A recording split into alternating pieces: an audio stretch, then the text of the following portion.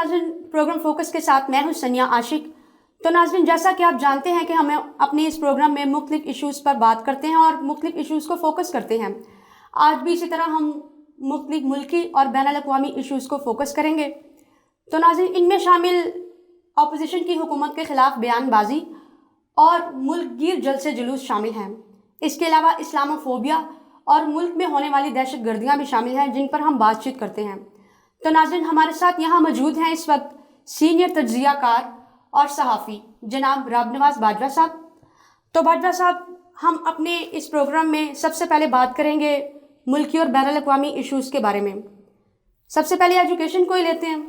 सूबाई वज़ीर एजुकेशन की जानिब से कहा गया है कि सरकारी जो टीचर्स हैं वो अगर सुबह के वक्त नौकरी करते हैं तो वो कहते हैं शाम के वक्त हम अकेडमी नहीं पढ़ा सकते। तो अगर पॉलिसी यही है तो यही पॉलिसी जो है डॉक्टर्स पे क्यों नहीं अप्लाई की जाती? आप इसके बारे में क्या कहते हैं? शुक्रिया सनिया, बड़े अहम आपने मौज़ूआत आज चुने हैं और जिस आप टॉपिक की बात कर रही हैं जो कि सूबाई हुकूमत ने ये एक पाबंदी लगा रही है हुकूमत ऐसे असातिज़ा पे कि जो सरकारी शोबे में तो काम कर रहे हैं, उसके साथ साथ वो प्राइवेट जो एकेडमीज़ हैं, प्राइवेट ट्यूशन सेंटर्स हैं, उनमें पढ़ा के और वो पैसे के पीछे लगे हुए हैं। हुकूमत इस सिलसिले में जो है वो चाहिए रही है कि एजुकेशन एक बड़ा ही मुक़द्दस पेशा है, इसका तकद्दुस ख़राब ना हो और जो नई नस्ल की ट्रेनिंग जो है वो जिन लोगों ने करनी है, जिन हाथों से गुज़र के उन्होंने इस मुल्क की जो क़यादत संभालने के काबिल होना है, वहाँ से उन्हें लालच, हवस और पैसे का चक्कर जो है वहीं से ना मिल जाए।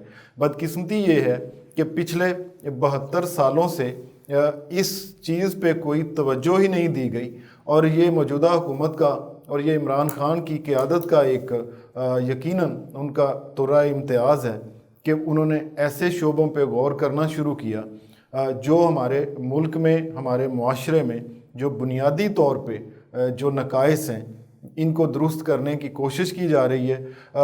जो आप मुमासलत दे रही हैं इसको शोबा जो हमारा सेहत है उसके हवाले से, तो बड़ी वैलिड आपका आर्गूमेंट है। जो हमारे डॉक्टर्स हैं, देखिए ये भी इंसान ही हैं। एक तरफ तो ये सरकार की जाब पे मज़े ले रहे हैं और सरकार इनको पूरी तरह से जो वसाइल हमारे मुल्क के पास मौजूद हैं वो बड़ी फराग दिली से इनको पेश करते हैं। सारे एमालूमेंट्स, सारे बेनिफिट्स, सारी सैलरीज़, जो कुछ इनके लिए मुहैया है वो सब इनको मिल रहा है और इसके साथ साथ ये तमाम हजरात जो हैं वो रात को क्लिनिक करते हैं।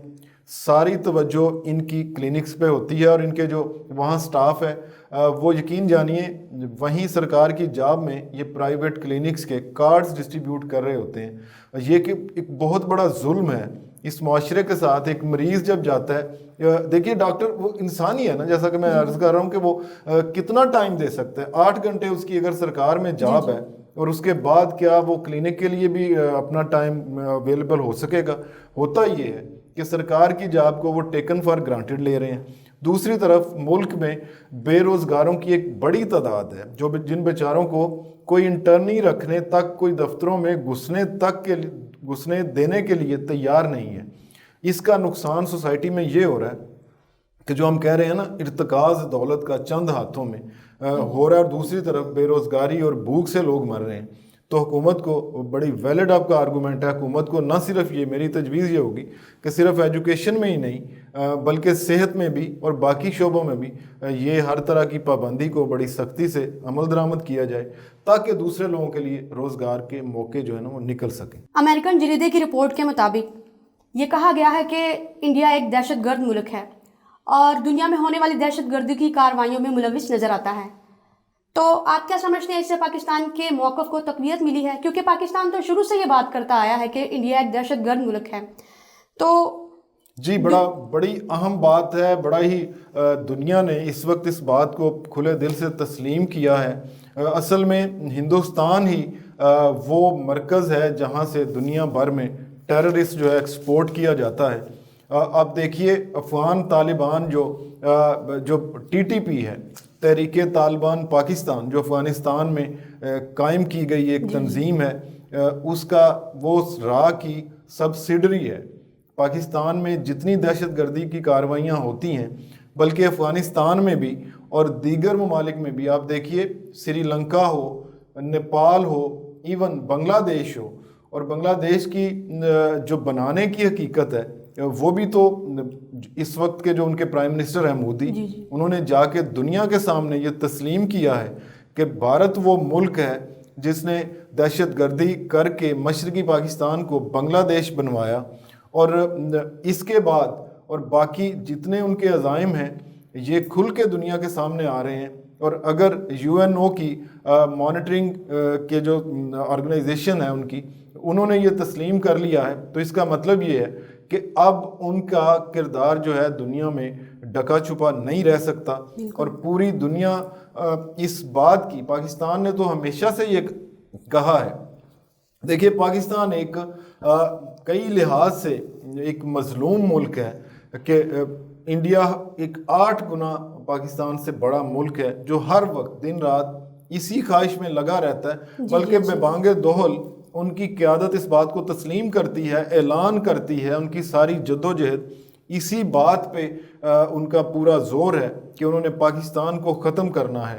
آپ دیکھ لیجئے ان کے ایجنٹ جو ہیں، کلبھوشن یادیو ان کا ایک ایجنٹ، بدترین ہیڈ تھا راہ کے اس ونگ کا جو کہ پاکستان توڑنے کے لیے بلوچستان میں موجود تھی، تو اس کو پاکستان کے اداروں نے پکڑا ہے، اور دنیا کے سامنے یہ جو ٹھوس پروف پاکستان نے رکھے ہیں اور باقی دنیا نے جو اسیس کیا ہے، اب بھارت کا کسی کے پیچھے چھپنا اور اپنے مفاد کی وجہ سے لوگ اب اس کو نظر انداز نہیں کر سکیں گے۔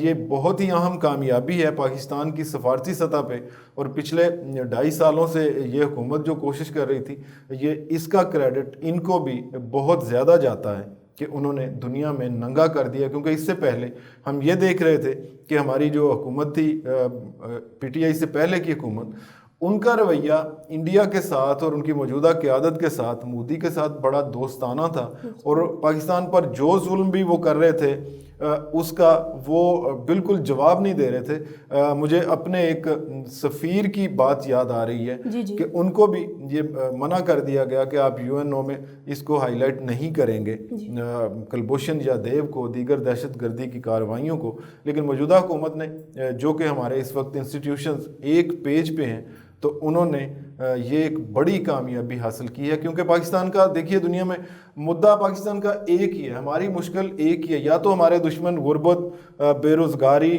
اور بیماری ہیں، اور یا یہ ہندوستان کی دہشت گردی ہمارا مسئلہ ہے۔ اور ہندوستان کو بھی چاہیے، ہماری تو ان کو یہ تجویز ہے کہ جو پیسہ آپ ہم پہ خرچ کرتے ہیں، ہمیں تباہ کرنے کے لیے خرچ کرتے ہیں، وہ آپ کی ساری رقم فضول ہی جائے گی، اس کا آپ کو کوئی بینیفٹ نہیں ملنے والا۔ آپ ہماری فوج کے خلاف یہاں پہ آپ ایک ماحول کریٹ کرتے ہیں، آپ یہاں پہ نفرت کی جو ہے کوشش کرتے ہیں، ایسے لوگوں کو پرموٹ کرتے ہیں جو ملک کے اندر فرقہ واریت، فسادات پھیلائیں، اور اس کا نتیجہ آپ کو یہی ملے گا کہ دنیا آپ کو لعن طعن کرے گی۔ آپ اب ساری دنیا دیکھیے ماڈرن ٹولز ہیں دنیا کے پاس دیکھنے کے اپنے ذرائع ہیں، وہ صرف یہ نہیں کہ ہم کہیں گے تو وہ مان لیں گے یا بھارت کہے گا تو وہ مان لیں گے۔ اب دنیا نے حقائق دیکھ لیے ہیں، پرکھ لیے ہیں، اللہ کا لاکھ شکر ادا کرنا چاہیے کہ بالآخر یہ بدنما جو ان کا کردار ہے وہ دنیا کے سامنے کھل کے آ گیا ہے۔ باجوہ صاحب، آپ نے ابھی بات کی UNO کی، جی ہاں، اس رپورٹ کے آنے کے باوجود UNO جیسے ادارے جو ہیں وہ خاموش ہیں۔ انڈیا نے اس کے علاوہ پٹھان کوٹ اور ممبئی جیسے حملے کروا کر پاکستان پر دہشت گردی کے الزام لگانے کی ایک ناکام سی کوشش بھی کی ہے، اور تمام دنیا اس پر خاموشی اختیار کیے ہوئے ہے، جبکہ انڈیا بذات خود کشمیر میں دہشت گردی کر رہا ہے۔ آپ کیا سمجھتے ہیں اس پر پابندی کیوں نہیں لگائی جاتی؟ دیکھیے بڑے ہمیں پر امید ہونا چاہیے۔ اگر پہلی ایک بڑی رکاوٹ، بڑی دیوار گر گئی ہے اور اس کے اندر سے جو بد کرداری ہندوستان کی تھی جو نظر آ رہی، دنیا کو نظر آنا شروع ہو گئی ہے، تو کشمیر کا معاملہ بھی انشاءاللہ وقت دور نہیں جب دنیا جو ہے ان کے خلاف ایکشن جو ہے وہ لینا شروع کرے گی، اور بالآخر یہ کشمیر کا معاملہ بھی اسی طرح سے دنیا کے سامنے آ جائے گا، اور بالکل ہمیں مایوس نہیں ہونا چاہیے. ہمیں اپنی کوششیں تیز تر کر دینی چاہیے کہ اگر دنیا ان کا کردار ننگا ہو گیا ہے اور ان کو یو این کی مانیٹرنگ جو ان کا انسٹیٹیوشن ہے اس نے ایکسیپٹ کر لیا ہے ان کے حقائق کو, تو انشاءاللہ باقی کی بھی ان کی کرتوتیں دنیا کے سامنے آئیں گی, اور ان کی جو اس وقت انتہا پسند قیادت ہے وہ ہندوستان کو لے ڈوبے گی. کل بھی کچھ ماہرین سے بات ہو رہی تھی تو ان کا کہنا تھا کہ مودی بذات خود ہندوستان کے لیے اتنا بڑا دشمن ہے, کیونکہ آج کے دور میں آپ دیکھیے پاکستان کا جب ہم دیکھتے ہیں تو پاکستان نے اپنے اندر جو انتہا پسندی ہے, جو شدت پسندی کے جذبات ہیں, پاکستان نے ان کو کم از کم کرنا شروع کر دیا ہے. پاکستان میں کوئی ایسی پولیٹیکل پارٹی نہیں جس کو ہندوستان کے نام پہ, بھارت کے نام پہ جس کو کوئی ووٹ ڈالے, لیکن بھارت کے الیکشنز بھی آپ دیکھتے ہیں کہ وہ پاکستان کے نام پہ لڑے جاتے ہیں, اور وہاں کی اس وقت کی شدت پسند حکومت جو ہے وہ بہت ساری غلطیاں ایسی کر رہی ہے جن کا نقصان دیر تک ہندوستان کو بھگتنا پڑے گا. باجوہ صاحب میرا آپ سے نیکسٹ کوشچن یہ ہے, اسلاموفوبیا کیا ہے اور دنیا کے تمام مذاہب اسپیشلی امریکہ اور یورپ اس سے اتنے خوفزدہ کیوں ہیں؟ بڑا ہی اچھا سوال ہے. یہ اسلام فوبیا ہے, جیسے کسی کو فوبیا ہو جاتا ہے کہ جو کچھ بھی ہوگا وہ اسلام کی وجہ سے وہ سمجھتے ہیں ہوتا ہے یا مسلمانوں کی وجہ سے ہو رہا ہے. اس کو پرموٹ کیا جا رہا ہے. ایک دنیا میں یہودی لابی جو ہے وہ بڑی سٹرانگ ہے, اور ان کے پاس ایک طاقتور میڈیا ہے, وہ دنیا کے ٹرینڈز کو کنٹرول کرتے ہیں, اور انہوں نے اپنی تمام جو برے ان کے کردار ہیں, جو دنیا پہ ان کی ہیجمنی ہے, دنیا پہ قبضے کی جو ان کا جو کوشش بھی کر رہے ہیں, اور جو قبضہ ان کا ہے بھی بڑی حد تک بہت ساری جگہوں پہ, تو وہ ان سب کو چھپانے کے لیے اسلام کو بدنام کرتے ہیں. کوئی بھی کرائم ہو کہیں بھی ہو تو وہ اسلام پہ ڈال دیا جاتا ہے. یہاں تک کہ آپ دیکھیے 9/11 کا بھی الزام انہوں نے اسلام پہ ڈالا. پھر افغانستان میں جب وہ انٹر ہوئے امریکن, تو پوری دنیا کو لے کے افغانستان میں انٹر ہوئے, اور کسی جگہ کوئی افغان کوئی کام کر دے, کسی جگہ کسی دوسرے ملک کا کوئی باشندہ کوئی کردار ادا کر دے, اس کا بے شک ہلکی سی انوالومنٹ ہو, کم ہو زیادہ ہو, انہوں نے ٹارگٹ اسلام کو کرنا ہے. آپ دیکھیے اگر دنیا میں اس وقت 8 ممالک نے نیوکلیئر ویپنز بنائے ہوئے ہیں, لیکن کسی کو کبھی آپ دیکھیے کورین کو بدھ مت, کسی نے نہیں کہا کہ بدھ مت بام ہے, یا کرسچنز کے پاس بام ہے تو اس کو کرسچن بام نہیں کہا گیا. صرف ایک اسلامک بام کا نام دے دینا یہ اس تحریک کا پارٹ ہے جو ایک عرصے سے چل رہی ہے کہ دنیا کو مسلمانوں کے خلاف, اسلام کے خلاف. اور اس کی بڑی وجہ میں جو آپ نے پوچھی, اس کی بڑی وجہ یہ ہے کہ اسلام اس وقت بھی تیزی سے پھیلتا ہوا مذہب ہے, اور اس کی راہ میں رکاوٹ ڈالنے کے لیے یہ کوششیں کی جا رہی ہیں. دنیا کو بدظن کیا جا رہا ہے کہ کوئی اس کو پڑھ نہ لے, کوئی اس کو سمجھ نہ لے.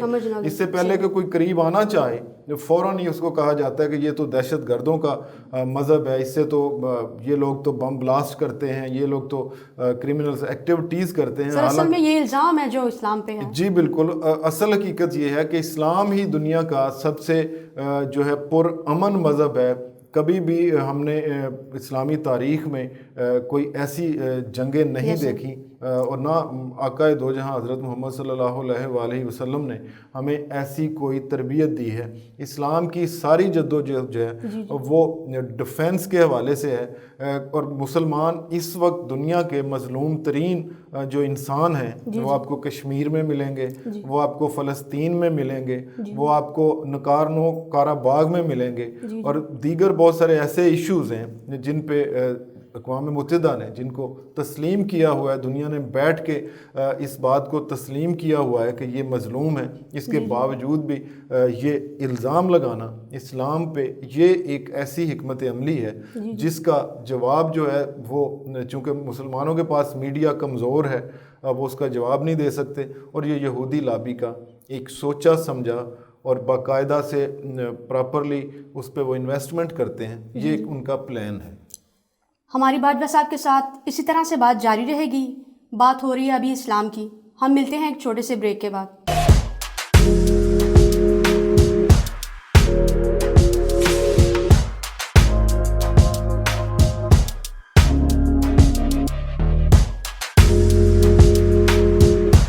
वेलकम बैक नाज़रीन। तो यहाँ पे बात हो रही थी मुल्की और बैनुल अक़वामी इशूज़ के बारे में। स्पेशली अभी हम थोड़ी देर पहले बात कर रहे थे इस्लाम की। तो इस्लाम एक सच्चा मज़हब है और ये हमेशा कायम दायम रहेगा। बाजवा साहब, पाकिस्तान के लिए एक बहुत अच्छी खुशखबरी है कि पाकिस्तान जो है वो UNO ह्यूमन राइट्स कमीशन का मेंबर मुंतखब हुआ है। ना कि सिर्फ मेंबर मुंतखब हुआ है, बल्कि जो 4 मुल्क मुंतखब हुए हैं उनमें 169 वोट लेकर सबसे आगे जो है ये मेंबर मुंतखब हुआ है। तो आप क्या समझते हैं मौजूदा हुकूमत की फॉरेन पॉलिसी का कितना किरदार है और अब पाकिस्तान कश्मीर कॉज को किस तरह से उजागर कर सकता है? बड़ा अच्छा सवाल है आपका सनिया। पाकिस्तान जो है री इलेक्ट हुआ है इस ह्यूमन राइट्स का जो कमीशन है उसमें, और मैं आपको बताऊं पाकिस्तान की ये अब दुनिया को, जो हम बात कर रहे थे कि दुनिया को रियलाइज़ होना शुरू हो गया है कि असल में जो इंसानी हकूक़ हैं उनकी कौन उनका तहफ़्फ़ुज़ करने के लिए बेहतर मुल्क है। इसी वजह से हमें सबसे ज़्यादा वोट भी दिए गए हैं और ये पाकिस्तान की सक्सेसफुल ख़ारजा पॉलिसी का एक और उनकी अचीवमेंट है, उनकी कामयाबी है कि उन्होंने एहसास दिलवाया है बाकी ममालिक को। अब देखिए ना, हमारे से जो दूसरे ममालिक इसमें थे, जो पार्टिसिपेंट थे जिनको वोट मिले, उनको पाकिस्तान को ये ज़्यादा वोट मिलना दुनिया की अपलाउड है, दुनिया की एंडोर्समेंट है पाकिस्तान की ह्यूमन राइट्स के बारे में जो कोशिशें हो रही हैं, और पाकिस्तान का जो दुनिया को एहसास दिलाना है कि हम एक better defender of the human rights हैं। तो इस पे यकीनन आपकी बात सही है, खुशखबरी है। पूरी कौम इस बात की जो है ना वो मुबारकबाद की मुस्तहिक है। सर, अपोजिशन की जानिब से सिविल मिलिट्री के ताल्लुकात को लेकर बहुत ज़्यादा बात की जाती है और इसको मतनाज़ा बनाने की कोशिश भी की जाती है। तो प्लीज़ बताइएगा कि सिविल मिलिट्री ताल्लुकात का पाकिस्तान की तरक्की और इस्तेहकाम के लिए मजबूत होना और एक पेज पर होना किस तरह से लाजमी है, कितना ज़रूरी है? सनिया, ये आपका इतना सेंसिटिव और इतना बड़ा क्वेश्चन है कि इसके लिए एक प्रोग्राम जो है ना वो भी महदूद है, उसका वक्त भी बड़ा कम होगा।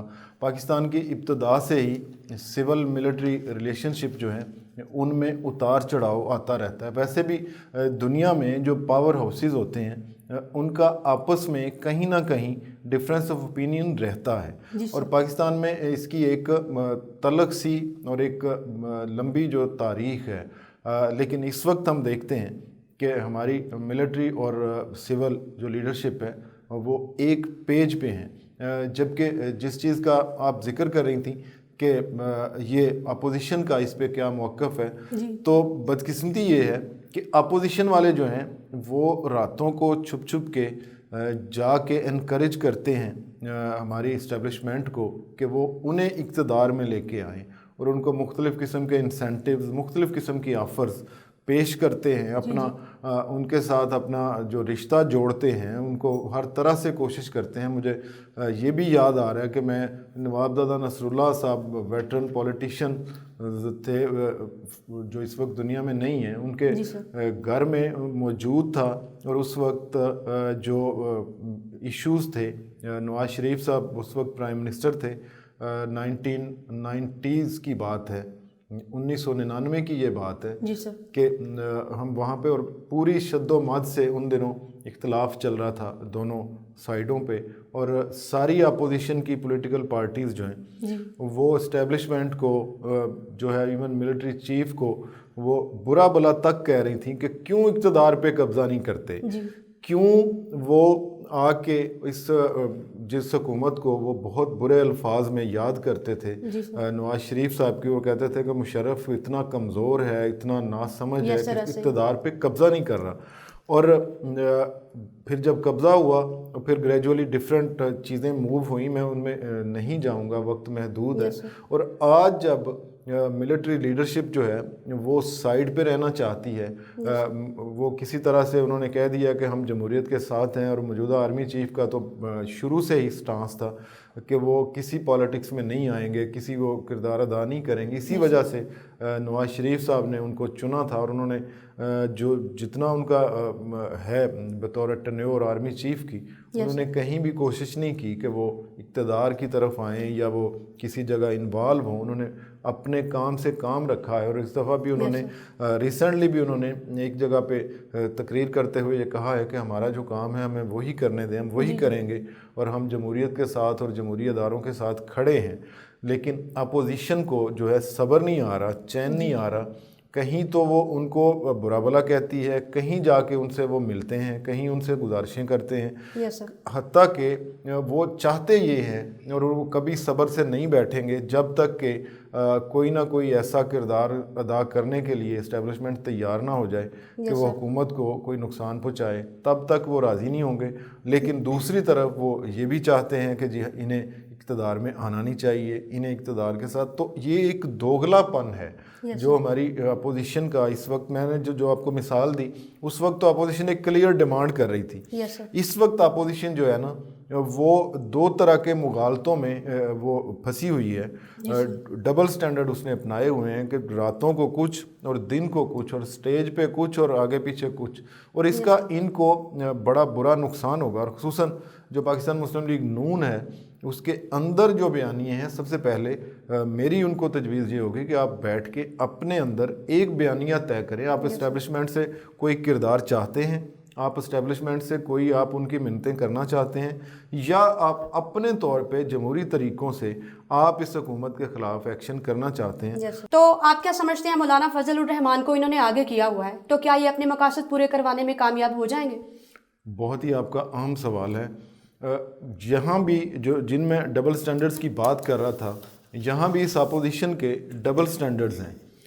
ایک طرف تو وہ جمہوریت کی بات کر رہے ہیں اور جمہوریت میں مذہبی جو سیاست ہے، مذہب کا جو کردار ہے وہ نارملی منیمائز کیا جاتا ہے. مذہب کے ذریعے سے جو سیاست نہیں کی جاتی. اور پیپلز پارٹی کا اور پاکستان مسلم لیگ نون کا اس پہ بڑا واضح سٹانس ہے. لیکن بدقسمتی یہ ہے کہ انہوں نے ایک مذہبی رہنما کو آگے لگایا ہوا ہے، کیونکہ جو حکومتی پارٹی ہے ان کا موقف یہ ہے کہ یہ اگر اکیلے آتے تو یہ کبھی بھی کامیاب نہ ہو پاتے. تو انہوں نے مدرسوں کے بچوں کو آگے لگا کے اور اس طرح کی یہ کوششیں کر کے یہ چاہ رہے ہیں حکومت کو ڈی سٹیبلائز کرنا، جو کہ میں سمجھتا ہوں کہ غلط ہے. اور دوسرا میں اس کا پہلو اسی سوال کا یہ بتا دوں کہ اپوزیشن نے، مجھے تو یوں لگتا ہے کہ جیسے انہوں نے ہتھیار پھینک دیے ہیں اور اپنا رہنما مولانا فضل الرحمان کو مان لیا ہے. اور یہ مولانا فضل الرحمان کی ایک کامیابی ہے کہ آنے والے دنوں میں جب وہ اگر یہ کوئی کامیابی سمیٹ سکے کسی بھی اینگل سے، تو وہ کامیابی پھر مولانا فضل الرحمان کی ہوگی. اور مولانا فضل الرحمان جدھر چاہیں گے اس ساری موو کو، جہاں چاہیں گے وہ اس کو کیش کرائیں گے. اور وہ اس چیز میں بڑے ماہر سمجھے جاتے ہیں. ان کو اپنی سیاست پہ اور اپنی یہ جو دوسروں کو موبلائز کر کے ان کو اپنی پارٹی کے حق میں ان سے فائدے لینا، اس کا ان کو بڑا تجربہ ہے. اور مجھے لگتا یہ ہے کہ یہ اپوزیشن کی ایک کامیابی نہیں بلکہ ان کی ایک ناکامی ہے کہ وہ اس دورے معیار کو اپنا رہے ہیں. اگر آپ دنیا کی تاریخ کا بھی جائزہ لیں تو میں نہیں سمجھتا کہ یہ کوئی مناسب طریقہ ہے کہ اگر آپ جنگیں بھی کریں یا کوئی بھی سیاست بھی کریں تو وہ پھر آپ اس کو سیاسی انداز میں کریں. آپ مذہب کا نام استعمال کر کے، اور پاکستان میں تو اس کی بڑی لمبی ہسٹری ہے. پی این اے کی ایک تحریک چلی جس نے بھٹو کی حکومت کو ڈی ریل کیا. پھر ایم ایم اے جس کے مولانا فضل الرحمان جس کے سرخیل تھے، اس ایم ایم اے نے یہاں پہ بڑی ساری بالکل اچیومنٹس بھی حاصل کی. تو یہ ساری چیزیں جو ہے نا، میں اور کوئی بھی لبرل سوچ والا بندہ، کوئی بھی سیاسی اور جمہوری سوچ والا بندہ اس کی کبھی بھی سپورٹ نہیں کر سکتا کہ آپ مذہب کا نام استعمال کر کے آپ اپنے مقاصد حاصل کریں. یس سر. سر، اپوزیشن نے جو سیاسی پوائنٹ سکورنگ کے لیے اداروں کو بدنام کرنے کا جو بیانیہ اپنایا ہوا ہے، آپ کیا سمجھتے ہیں کہ اس کو عوام تک کتنی حد تک جو ہے وہ پذیرائی مل سکتی ہے؟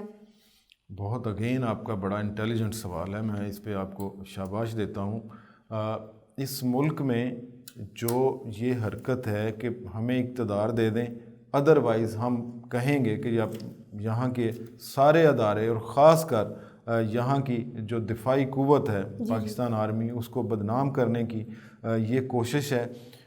یہ میں آپ کو یہ بتاؤں کہ یہ ایجنڈا اپوزیشن کا اپنا اکیلے کا نہیں ہے. جی سر. یہ انٹرنیشنل قوتوں کا ایک ایجنڈا ہے اور یہ اس کو ٹو کر رہی ہیں. اس کے لیے باقاعدہ ان کو ہر طرح کی سپورٹ اور ٹیکنیکل گائیڈنس اور سب کچھ مل رہا ہے. وجہ یہ ہے کہ یہ پاکستان کی فوج کو بدنام کر کے اور پاکستان کے دفاع کے جو دیگر ادارے ہیں جس میں انٹیلیجنس کے ادارے ہیں, جس میں آپ کی فضائیہ ہے, جس میں آپ کی بحریہ ہے, اور بہت سارے ان کے ساتھ الائنڈ انسٹیٹیوشنز ہوتے ہیں جو دن رات کام کر کے دشمن کی چالوں کو سمجھتے ہیں اور پھر اس کا جواب دیتے ہیں. یہی وہ ایک رکاوٹ ہے دنیا کے جو آپ کے دشمن ہیں دنیا بھر میں, ان کے خلاف آپ کی فوج ہی ہے جس کی وجہ سے آپ راتوں کی نیند جو ہے پرسکون طریقے سے آپ لیتے ہیں. تو اس کو ہدف بنانا, اور میں آپ کو یہ اس پہ ایشور کرتا ہوں کہ پاکستان کی قوم جو ہے وہ کبھی بھی اس کو الاؤ نہیں کرے گی, اور یہ چند سیاسی گماشتے جو ہیں یہ اپنا بہت سارا اس پہ نقصان کر بھی رہے ہیں, بہت ساری نفرت یہ حاصل بھی کر رہے ہیں اور بہت ساری یہ مزید کریں گے بھی. لیکن ہمیں اس کا توڑ کیسے کرنا ہے, ہمارے ادارے تو اس سے پہلے ہی آگاہ ہیں اور بہت پہلے سے انہوں نے یہ کہہ دیا ہوا ہے کہ ہمیں یہ پتہ ہے کہ تھریٹ جو ہے کہاں سے اور وہ کہاں سے آ رہی ہے, ہم اس کا توڑ کریں گے. لیکن بحیثیت قوم, بحیثیت میڈیا, ہم سب کو ایسے لوگوں کا محاسبہ کرنا ہے جو ہماری افواج کو بدنام کرنے کی کوشش کرتے ہیں اور ان کے مقاصد سیاسی جو ہیں ہمیں ان کو ناکام کرنا ہے. ورنہ یہ ہوگا کہ یہ لوگ اگر انہوں نے کوئی چھوٹی سی بھی کامیابی حاصل کر لی تو پھر ہمارا جینا اس دنیا میں مشکل ہو سکتا ہے. جی سر, ایسے ہی. سر, اپوزیشن کی جتنی جماعتیں ہیں آپ ان کے اتحاد کو کس نظر سے دیکھتے ہیں؟ جیسا کہ انہوں نے ملک گیر جلسے جلوس کرنے کا اعلان بھی کیا ہوا ہے, اپوزیشن کیا کوئی آنے والے وقت میں ٹف ٹائم دے سکے گی؟ آپ کے سوال کے دو حصے ہیں. اگر میں اس کو ڈیوائیڈ کروں, پہلا حصہ یہ ہے کہ یہ اپوزیشن جو ہے یہ میرے خیال میں یہ ایک مختلف الخیال لوگوں کا ایک ایسا گروپ ہے جو کہ اپنے مفادات اور مجبوریوں کے تحت یا پھر بغض عمران خان میں یہ سارے اکٹھے ہیں اور یہ کوشش یہ کر رہے ہیں کہ اس کو اس طرح سے ناکام کریں. اب یہ ہے کہ کیا یہ ٹف ٹائم دے سکیں گے؟ چونکہ یہ سیاسی طور پہ بہت میچور لوگ ہیں, ان کے پاس بڑا ایکسپیرینس ہے اور بڑی دیر تک یہ حکمرانی بھی انہوں نے کی ہے پاکستان میں بھی, اور ان کے جو کمپوننٹس ہیں پاکستان پیپلز پارٹی ہے جیسے وہ ابھی بھی اقتدار میں ہے سندھ میں. تو مجھے یہ لگ یہ رہا ہے کہ آنے والے دنوں میں حکومت کے لیے یہ کافی ساری جو ہے پروٹیسٹ کی جو سیاست ہے اس کو یہ بڑی تیزی سے آگے بھی بڑھائیں گے اور اس کے لیے یہ بہت ساری فنڈنگ بھی کر رہے ہیں. اب اس کا جواب حکومت کس طرح سے دیتی ہے یہ ایک یقیناً بڑا دلچسپ سا میچ ہوگا, اور بطور میڈیا مین ہم سب کو اس پہ نظر رکھنی ہوگی. لیکن مجھے یقین ہے اور میرا اندازہ ہے کہ حکومت نے اگر اس کے لیے بطور پارٹی پاکستان تحریک انصاف سامنے نہ آئی, اور میں ایک انڈیپینڈنٹ آبزرور کے طور پہ جب بھی دیکھتا ہوں تو مجھے ابھی تک پاکستان تحریک انصاف کی جو ایز اے پارٹی ہے, ایز اے حکومت تو وہ اپنا کام کر ہی رہے ہیں, لیکن ایز اے سیاسی پارٹی ان کی جو فاؤنڈیشن ہے وہ اس طرح سے آپس میں ان کی نٹنگ نہیں ہے جس طرح سے ہونی چاہیے. کیونکہ پولیٹیکل پارٹی کا محض انڈیویجول نہیں ہوتا کہ ورکر اکیلا ڈیفینڈ کر رہا ہو. بطور پارٹی, بطور ٹیم وہ ایک حملہ کرتی ہے اور بطور ٹیم وہ جواب دیتے ہیں اور سارے. اور ہم نے پنڈی میں ان کا جو جلسہ دیکھا اس میں بھی ہم نے دیکھا کہ وہ اس طرح کا رسپانس نہیں تھا جو ایک رولنگ پارٹی کی طرف سے ہونا چاہیے. تو میری پی ٹی آئی کے جو لوگ ہوں گے, میری ان کو تجویز یہ ہوگی کہ آپ کو زیادہ بہتر طریقے سے سامنے آنا پڑے گا. ادروائز یہ بڑے منجے ہوئے پلیئر ہیں, یہ آپ کو بہت سارا سیاسی نقصان پہنچائیں گے. سر, پی ٹی آئی کی جانب سے ٹک ٹاک پر جو پابندی عائد کی گئی ہے آپ اس کو کس نظر سے دیکھتے ہیں؟ کیوں کہا جاتا ہے کہ اس سے نوجوان نسل میں ہماری اقدار خراب ہو رہی تھی؟ میں ذاتی طور پہ جہاں بھی میں نے ٹک ٹاک دیکھی مجھے کوئی عقل مند بندہ اس میں ایسے اس میں عقل کی بات اس میں نظر نہیں ہے. ویسے تو میں اوور آل میں آپ دیکھیے کہ ہماری جتنی حرکتیں ہیں, ہم اگر سپورٹس کر رہے ہیں تو فضول قسم کی, اگر ہم سیاست کر رہے ہیں تو دکھاوے کی, اگر ہم اور اگر ایکٹیویٹی کر رہے ہیں تو ایکٹیویٹی کر رہے ہیں, اگر ہم میڈیا میں اپنے ٹی وی چینلز پہ ڈرامہ پلے کر رہے ہیں تو وہ ایسا کہ جو ہماری اقدار کو خراب کر رہا تھا. لیکن یہ ٹک ٹاک نے آ کے تو ایسے مسخرے پیدا ہو رہے تھے، ایسے ہی اچھے بھلے سینسیبل، میں ان کی شکلیں میرے سامنے آ رہی ہیں کہ اچھے بھلے سینسیبل تھے، کوئی کیمرہ مین تھا، کوئی کچھ تھا، لیکن حرکتیں خدا کی پناہ اتنی گئی گزری کہ وہ خود کو جیسے پاگل شو کر کے نا، تو وہ جناب ٹک ٹاک، اس کی پابندی تو میں کہتا ہوں اس کو تو جڑ سے ختم کرنا چاہیے، لیکن ہوگی نہیں گراؤنڈ پہ۔ مجھے آپ دیکھیے نا، پی ٹی آئی کے اندر ہی ان کے ایک بڑے سارے وزیر ہیں، فواد چوہدری صاحب، انہوں نے کہا جی کہ اس پہ پابندی نہیں ہونی چاہیے۔ پھر اب ہو یہ رہا ہے کہ دنیا کے دیگر جگہوں سے بیٹھ کے اس کو وی پی این کے ذریعے سے مانیٹر کیا، اس کو دوبارہ ری پلے کیا جا رہا ہے اور لوگ اس کو چلا رہے ہیں۔ تو اس سلسلے میں ہماری جو تجویز ہوگی، جو پریکٹیکل وے آؤٹ ہے اس سلسلے میں، یہ ہے کہ ہمیں اگر اس کو اوپن کرنا بھی ہے جو فواد چوہدری صاحب چاہ رہے ہیں، تو اس کا ہمیں ایک ڈیفرنٹ انداز میں توڑ کرنا چاہیے ہمارے ایسے لوگوں کو جو اس پہ بیٹھ کے، دیکھیے میڈیا کوئی برا نہیں ہوتا، اگر آپ اس کا یوز برا ہے اور اس کی روایت بری پڑ گئی ہے، ٹک ٹاک کا مطلب یہاں پہ بہت بری شرارتیں حرکتیں پڑ گئی ہیں، تو اس کے لیے ہمیں کچھ سینسیبل لوگوں کو آگے آ کے اس کا پریکٹیکل توڑ کرنا چاہیے۔ اگر یہ اوپن بھی ہوتی ہے تو پھر ہمیں کوئی یوزفل اس کا استعمال ہو۔ میرا خیال ہے 101 اس کے بہترین استعمال ہیں جو ہماری نوجوان نسل کو بہت کچھ سکھا سکتے ہیں، ان کو بہت ساری چیزوں سے آگاہ کر سکتے ہیں اور ان کا مستقبل بہتر کر سکتے ہیں۔